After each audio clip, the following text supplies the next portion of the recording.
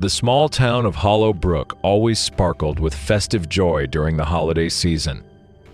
Snow-covered rooftops, twinkling lights, and carolers filled the streets, transforming it into a winter wonderland.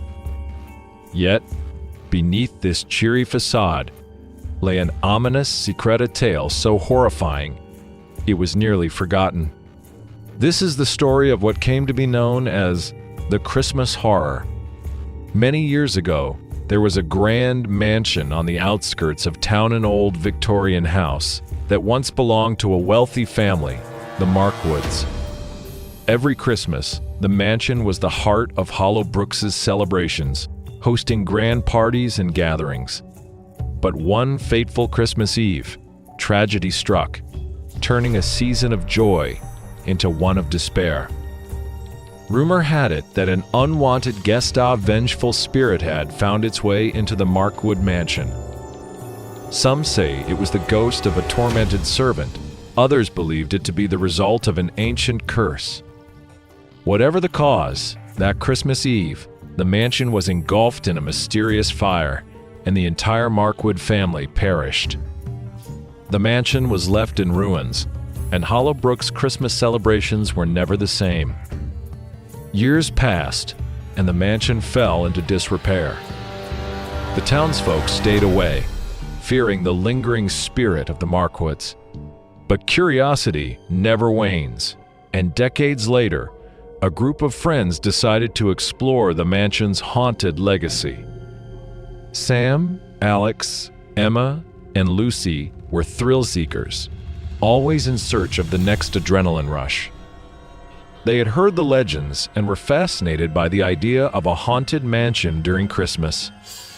So, on a moonlit Christmas Eve, armed with flashlights and a sense of adventure, they set out to uncover the truth. The mansion stood tall against the night sky, its silhouette looming ominously. Snow-crusted vines crept up its walls, and shattered windows gave it an eerie, vacant stare. The front door, creaking on rusty hinges, welcomed the friends into the darkness. Inside, the air was thick with dust and cold drafts. Broken furniture and tattered drapes hinted at a once glorious past, now lost to time. The friends moved cautiously through the halls, their flashlights casting long shadows that seemed to dance on the walls. "This place is seriously creepy," Alex whispered, trying to mask his unease with humor. "I can't believe people used to party here." Sam, the self-proclaimed leader, grinned. "Well, tonight we're making our own history. Let's find where the fire started." They ventured deeper into the mansion, reaching the grand ballroom.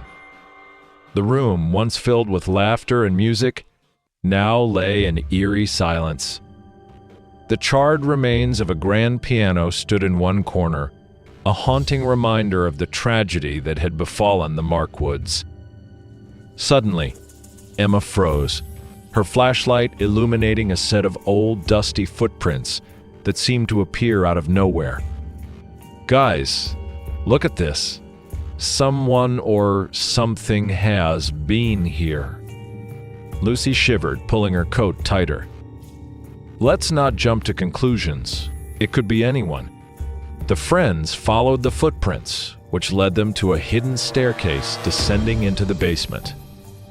The further they went, the colder the air grew, and a sense of foreboding settled over them.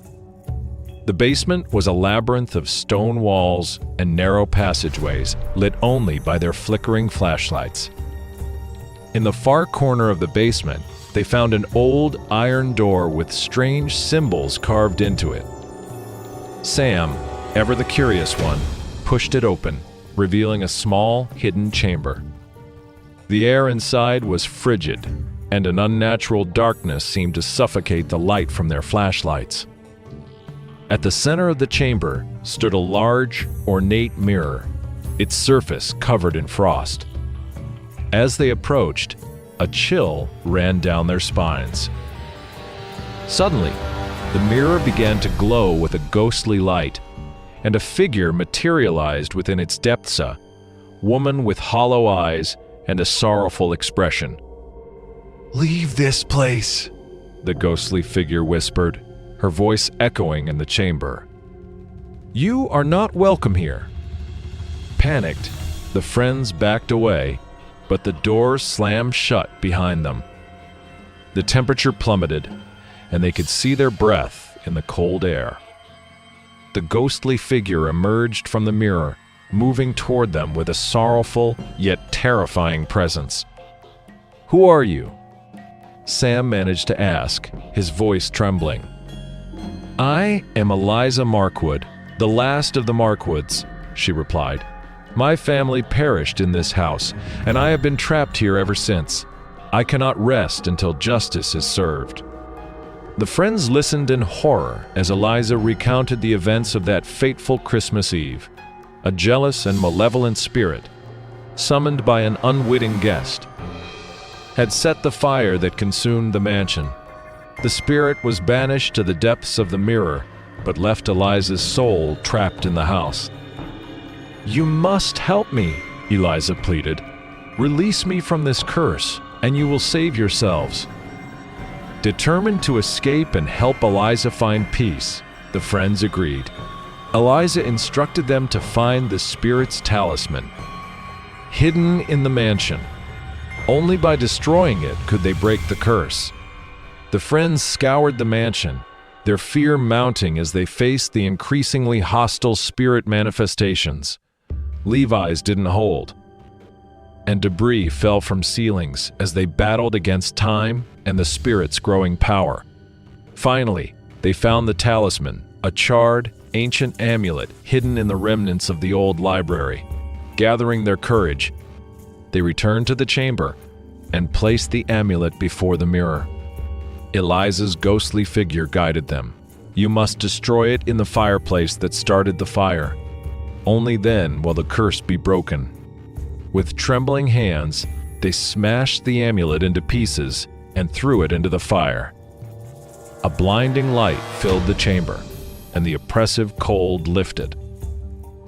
Eliza's form began to fade, a look of peace washing over her. "Thank you," she whispered. "The curse is lifted. Return to your lives, but remember my story." The mansion shuddered as the curse lifted, releasing decades of pent-up energy. The friends scrambled out, watching as the old house slowly crumbled under the weight of the ages. As they stood in the snowy night, the ruins of the mansion behind them, they felt a sense of relief and accomplishment. They had not only survived, but brought peace to a tortured soul. From that day on, Hollowbrook held a new respect for its dark history. Every Christmas, the townsfolk gathered not only to celebrate the season, but to remember the courage of those who had faced the horrors and brought light to the darkest of nights.